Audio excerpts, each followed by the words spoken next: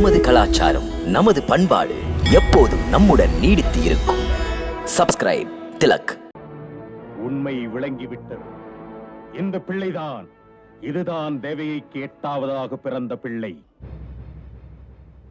சாலையிலிருந்து எப்படி அவ்விடம் போனது? யார் செய்த துரோகம் இது? உடனே எனக்கு தெரிய வேண்டும் சானூரா. எப்படி முடியும் அரசே? இனிமேல் முடியாது. ஏன்? அரசருக்கு நினைவுபடுத்த விரும்புகிறேன். நீங்கள் இட்ட ஆணையின்படி அந்த துரோகிகளின் கும்பல் யானையின் காலால் மிதிப்பட்டு அழிந்தது. அரசே, அன்று நடந்ததை சொல்ல இன்று யாருமே இல்லை. துரோகிகள் மடிந்தார்கள். இன்னும் ஒரு துரோகி யமனாக எனக்கு இன்னும் இருக்கிறார். சானூரா, உனக்கு இனிமேல் எந்தவித சந்தேகமும் வேண்டாம். இவன் யாரை உலகம் நந்தனின் மைந்தன் என்கிறதோ அவன்தான் கம்சனை அழிப்பதற்கு வந்தவன். இது கற்பனை அல்ல, மறுக்க முடியாத உண்மை. மன்னவா, உண்மைதான். இவன் தேவகியின் 8வது பிள்ளை. இதில் ஐயமே இல்லை. இனி அந்த சிறு பிள்ளையை கொல்வது ஒரு பெரும் பிரச்சனை இல்லை. எங்களில் யாருக்காவது ஆணையிடுங்கள், செய்து முடிக்கிறோம். இல்லை சானூரா, இல்லை. உங்களில் யாரை அனுப்பினாலும் கோகுலத்து மக்களுக்கு சந்தேகம் வந்துவிடும். நுட்பமான பிரச்சனையில் மிக நிதானமாக சிந்தித்து சீராக செயல்பட நான் ஆராய்ந்து தேர்வு செய்தேன். யாரை? பூதனா. பூதனா? ஆம், பூதனா. பகாசுரனின் சகோதரி பூதனா. மகரிஷி துர்வாசரின் அன்பினால் பிரமிக்க வைக்கும் மாய வித்தை தெரிந்தவள். தொழிலிலே சிறந்தவள்.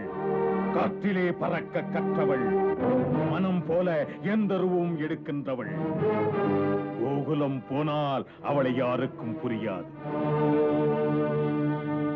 பகாசுரா, இன்றே போய் நீ பூதனையிடம் நான் அழைப்பதாக சொல். உன் போலவே அவளும் எனக்கு போரிலே உளமாற பாராட்டும் அளவுக்கு பற்பல உதவிகள் செய்திருக்கிறாள். அவளுடைய சிறப்பான சேவைக்கு நேரம் இதுதான். அவளிடம் சொல், உன்னுடைய உதவி உன் சகோதரனுக்கு தேவை என்று. அதற்கு மேல் எதுவும் சொல்ல வேண்டாம். அவள் இங்கு வரட்டும், நான் பேசிக் கொள்ளுகிறேன். அவள் பிள்ளையை கொல்வாள், நான் வழி சொல்வேன். செல். வாருங்கள்.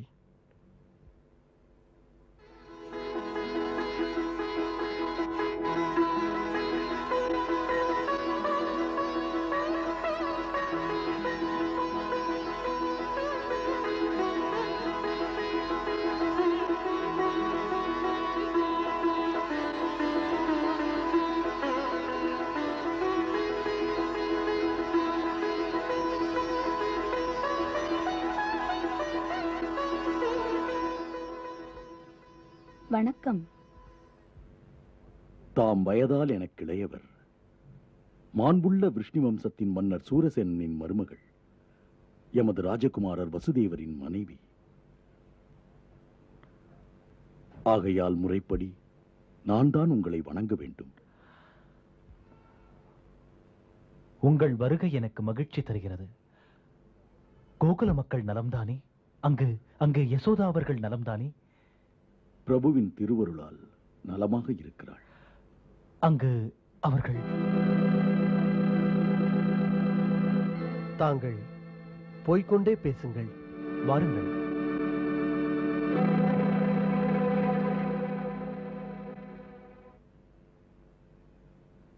உட்காருங்கள்.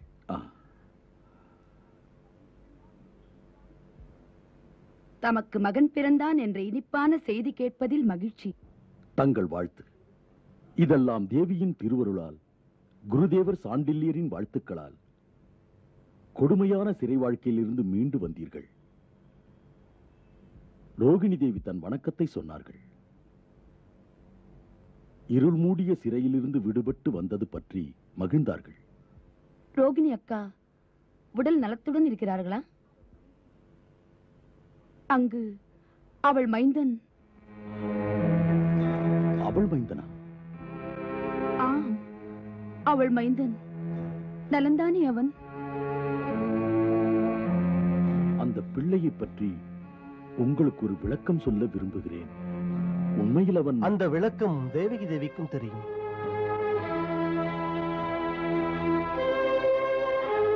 மகரிஷி கர்கர் தனது ஞானக் கண்ணால் பார்த்து உண்மை நிலைகளை ராஜகுமாரர் வசுதேவருக்கு தெள்ளத் தெளிவாக சொன்னார்.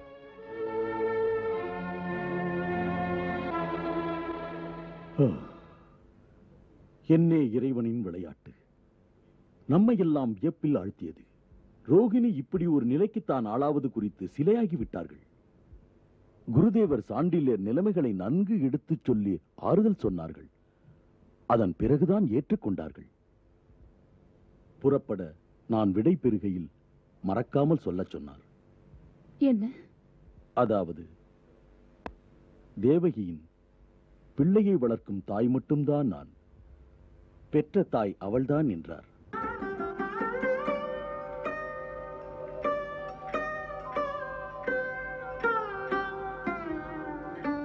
எத்தனை உயர்ந்தவள் அக்கா! அவள் மடியில் விளையாடும் குழந்தையை அவன் என்னுடைய குழந்தை என்கிறாளே. இதை கேட்டு புண்பட்ட மனதுக்கு இதமாக இருக்கிறது. இத்தனை நாளாக நான் சுமந்த வேதனைகளை அவள் போக்கிவிட்டாள். ரோகிணி தேவி குழந்தையுடன் தங்களை இங்கு சந்திக்க வர இருந்தார். பிள்ளையுடன் என்னை இங்கு சந்திக்கவா? ஆ, இல்லை இல்லை, அவனுக்கு அதனால் நன்மை இல்லை. கம்ச அண்ணாவுக்கு இது பற்றி தெரிந்தால், அதுவும் என் பிள்ளை என்று தெரிந்தால், அண்ணா அதையும் கொன்று விடுவான். எனக்காக அக்காவிடம் சொல்லுங்கள், அது அவள் பிள்ளைதான். பந்தம் எனக்கில்லை. மறந்தும் கூட சொல்லாதீர்கள். அவனுக்கு நான் என்ன சொந்தம் என்று, எங்களுக்குள் என்ன பந்தம் என்று.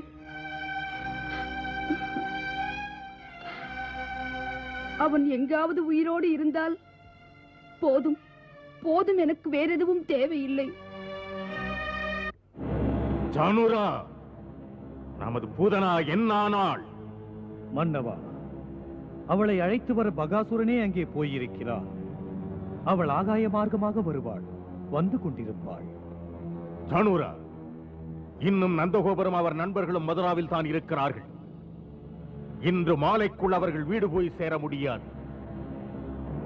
சமயம் இதுதான். நந்தகோபுரம் வீடு போய் சேரும் முன்பாக ஊதகி கோகுலத்திற்கு போய் அவள் காரியத்தை தொடங்கினால் அது முடியும் சுலபமாக. மன்னவா, பூதகி வந்து விட்டாள்.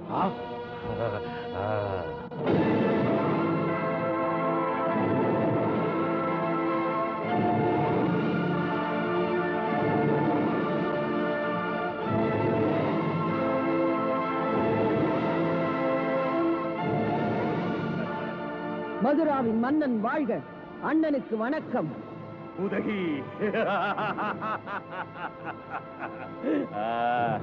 உதகி, உடன்பிறவா சகோதரன் என்று அழைப்பாயே.